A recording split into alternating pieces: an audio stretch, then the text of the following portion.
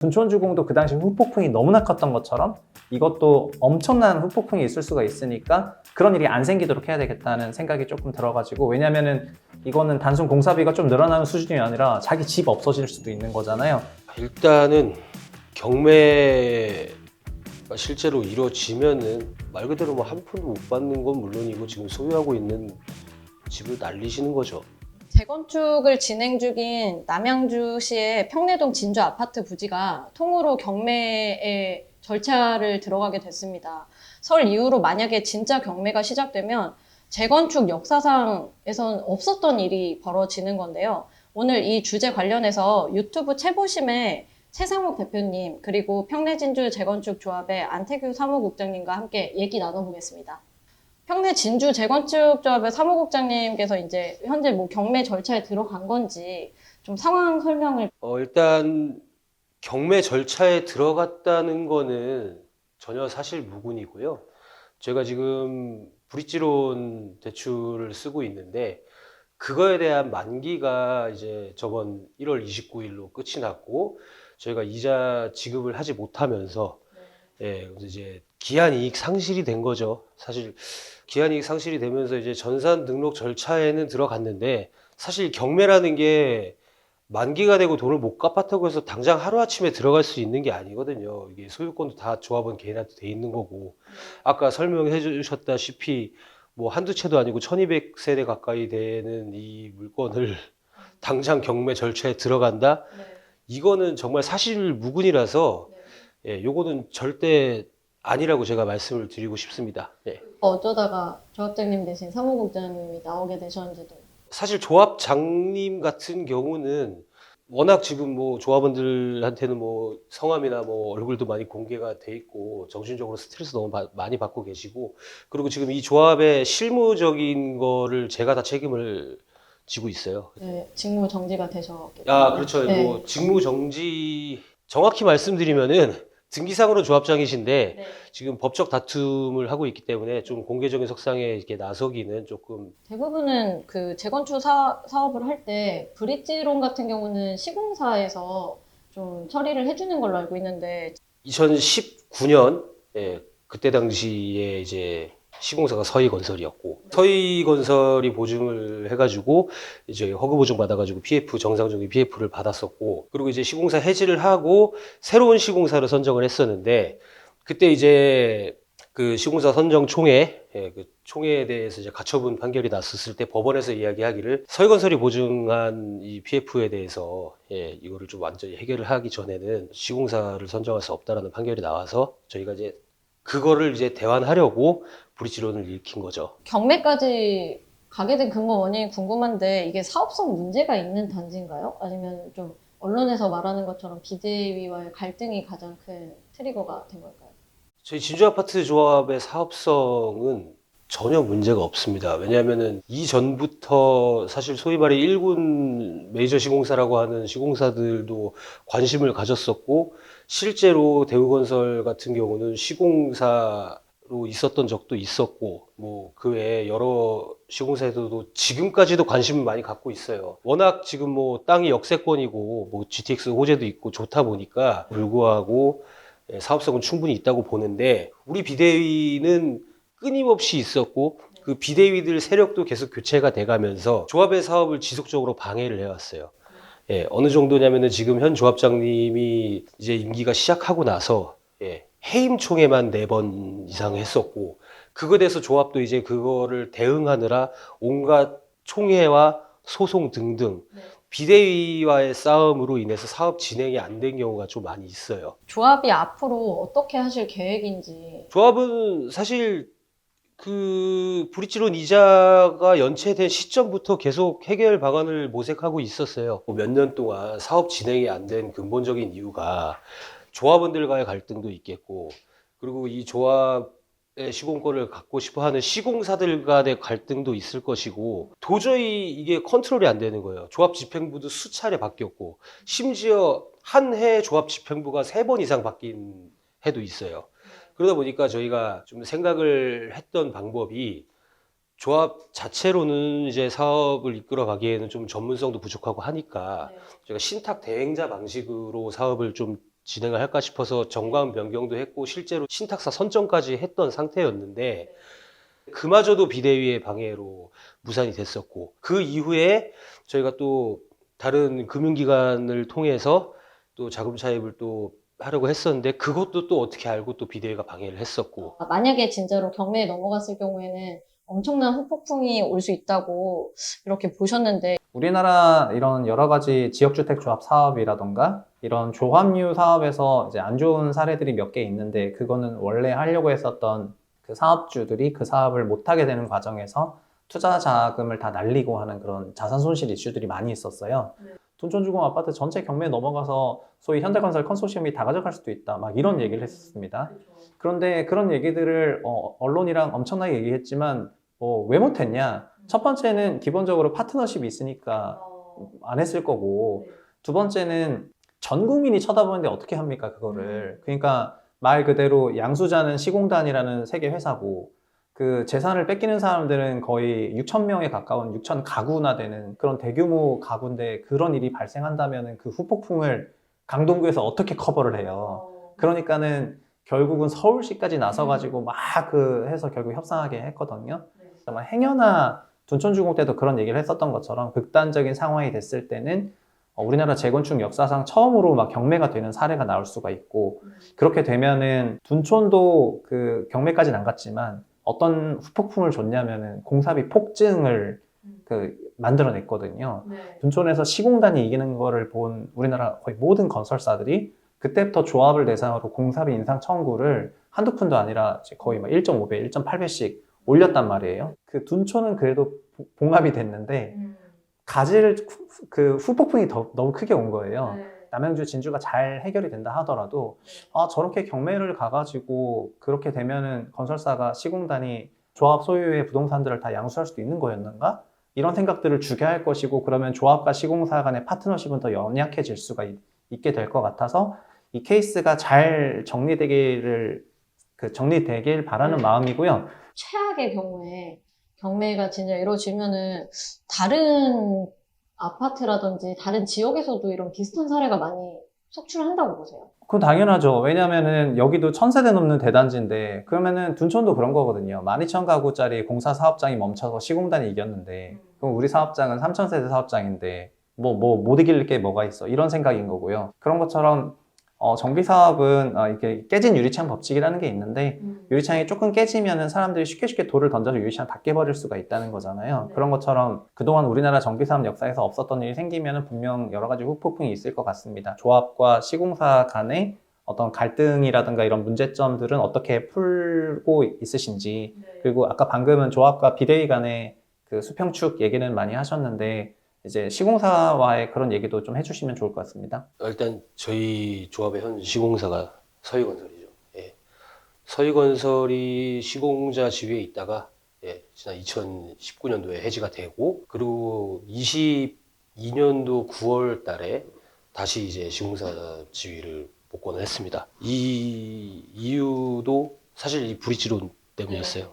지금이랑 비슷한 경우였었는데 그때 당시에 시공사였던 대우사업단, 대우건설이랑 두산건설, 포스코건설 이렇게 세 개 업체에서 브릿지론 만기가 다가오고 저희가 또 이자 납입을 했어야 되는 시기에 시공사들 간에 좀 협의가 잘 안 돼가지고 그게 잘 이루어지지 않았어요. 그때 당시에 우리 조합하고 서희건설 간에는 이제 그 시공사 지위 확인해서 소송 중이었고 판결을 얼마 안 앞둔 시점에 거의 조합이 이제 승소하기 직전에 조합은 어쨌든 조합원들의 재산을 지키는 게 최우선의 목적이에요. 그렇기 때문에 서희건설에서 이 브릿지론을 해결해 주겠다. 앞으로 금융비용을 해결해 주겠다라는 약속을 해서 다시 지위 복권이 된 거고. 그러면 지금은 서희건설은 어떤 입장인 거예요? 그러니까 22년도 9월 달부터 그 다음 연도 2월 달까지는 이자 납입을 잘 해줬어요. 당연히 서희건설이랑 이제 우리도 이제 정상적인 PF로 전환을 해야 되니까 그거에 대한 준비도 하고 있었고, 근데 그게 잘 이루어지지 않았죠. 근데 이제 서희건설에서 이제 23년도 1월 즈음부터 계속 조합이 요구를 했던 게 금융비용, 지금 브릿지론에 대한 비용과 이주비 대출, 그 이자를 조합이 자체적으로 해결을 하라라고 요구를 했었고, 그에 대해서 조합원들에게 집단 대출도 또 저희들이 알선해 주겠다고 하면서 요거를 총회 안건으로 상정해 달라. 그리고 또 공사비, 공사비 인상권도 당연히 있었고 저희가 총회 안건으로 실제로 상정도 했었어요. 근데 당연히 뭐 부결이 됐겠죠. 그래서 저희가 지난 3월 5일 날 신탁 방식으로 갈 수 있도록 정관 변경하는 건이랑 그리고 이제 서희건설이 요구한 대로 공사비 인상권, 그리고 집단 대출권 거기다 플러스 서희건설이 본인들이 지금까지 썼던 대여금하고 사업비에 대해서 근저당 설정을 해달라고 했었어요. 근데 요거는 뭐 모든 게 다 부결이 되고 폐기가 됐죠, 안건이. 그날 이후로 서희건설이 조합과 소통을 안 하기 시작했고, 조합은 뭐 수차례 공문도 보냈고 뭐 접촉을 시도했으나 서희건설에서는 이제 당연히 부답이었고 정말 거짓말처럼 그 다음 달에 비대위가 조합장 해임 총회를 했고 근데 서희건설은 또 좋은 핑계거리가 생겼죠. 조합이 정상화되기 전까지는 대화할 수 없다. 그리고 문제가 되는 게 이제 대주단이죠. 지금 그러한 상태인데 저번 달 1월 달에 비대위에서 간담회를 개최를 했어요. 근데 그때 서희건설 직원분이 와가지고 거기 간담회에 참석을 했더라고요. 그래서 하는 말이 지금 우리 시공사는 이야기를 할 주체가 없다.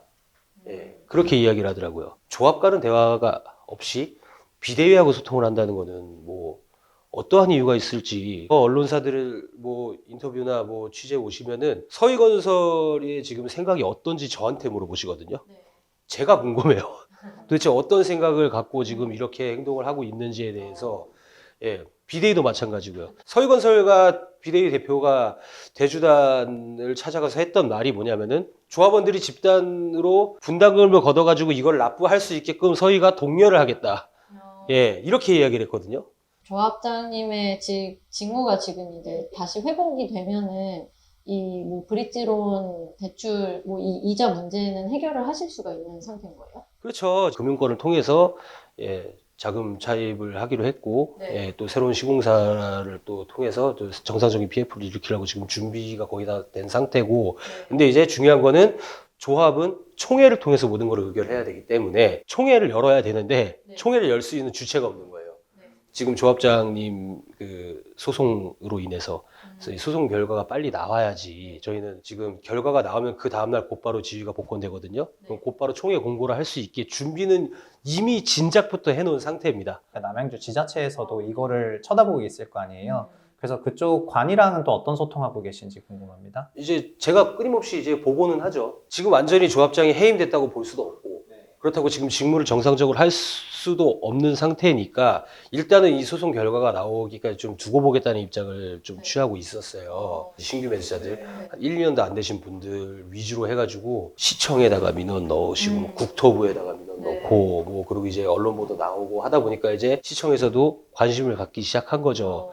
공개적인 자리에서 조합원들이 다 있는 상태에서 거기서 공청회라든지 이런 걸 진행하면 하겠다라고 이야기한 상태고요. 근데 뭐 그런 이야기도 하세요, 조합원들이 뭐 코디네이터 뭐 이런 걸 통해 가지고 좀. 근데 남양주시는 뭐 제가 확인한 바로는 코디네이터가 없고요. 그럼 대주단과 서희 간에는 어떤 얘기가 오고 가는지는 알고 계신가요? 제가 알기로는 없습니다. 제가 주관사하고 계속 꾸준히 이야기를 하는데 사실상 뭐 서희건설이 이거를 해결하기 위해서 어떻게 해야 되냐 방안을 강구한 것도 없고 대주단 측도 이미 지난 23년도 상반기 이후로는 서희건설하고 연락을 뭐 취하지 않고 있는 걸로 알고 있고 만약에 그게 있었다면 조합 측이 당연히 알고 있겠죠. 대주단이랑 현 조합 간에는 또 어떤 관계로 이 사업을 얘기하고 계시냐? 아까 저희가 지금 대주단 주관사가 하나금융투자랑 유한타증권인데 그 주관사 실무자하고는 이제 수시로 제가 연락을 해요. 저희가 23년도 8월 달에 이미 이자가 몇 개월 정도 이제 연체를 한 상태임에도 불구하고 연장을 했어요. 진행 과정을 저희가 주관사한테 보고를 했었어요.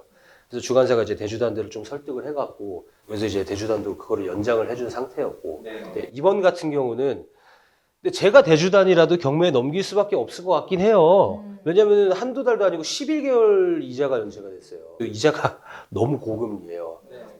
뭐 일반 이자 12%에다가 연체 이자가 15%입니다. 원금 710억에 벌써 지금 이 이자 비용만 지금 90억 가까이 되는 비용인데 대주단의 입장은 딱 하나예요. 됐고 이거는 무조건 이자를 납입해야지.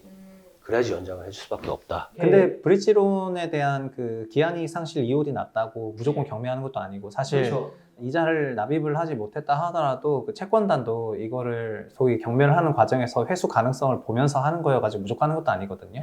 그리고 아시다시피 22년, 23년에 우리나라 부동산 시장에 브릿지론 PF 위기가 컸을 때 그때 일괄 청산한 게 아니라 다 연장시켜 줬잖아요. 그렇죠. 그런 것처럼 그냥 연장시켜 주면은 되는 건데 어쨌든 대주단도 이자 못 받은 기간이 좀 길었기 때문에 이런 부분에서 좀 강경하게 나오는 것 같은 그런 스탠스를 비추는 거고 그러니까 조합에서는 좀 더 몸이 달아서 이거를 준비를 열심히 해야 되는 그런 상황이 된 거네요. 대표님 말씀하셨다시피 엄청나게 이슈화가 될 것이고 그리고 정말 우리 조합원들은 이거 없으면 진짜 죽겠다 하시는 분들 많거든요. 네. 이거를 좀 사정을 감안해서라도 조금 유예를 해주십사라고 이야기를 했어요.